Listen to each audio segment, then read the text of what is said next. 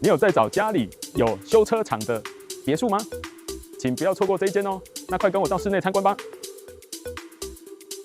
一进到我们的室内呢，全部都是木造的格局，所以呢，如果你要拆除的话，非常好拆除，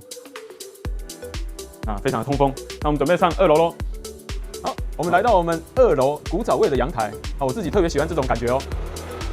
好，紧接着呢，我们到我们的室内，这是我们的房间1，好，再来就是我们的房间2，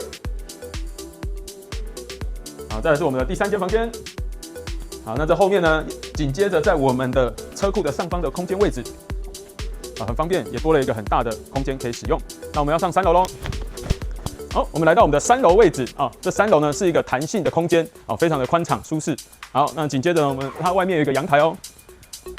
好，如果您是在找这样子自带修理厂的客户朋友们，请尽快打电话给我们联络赏屋哦。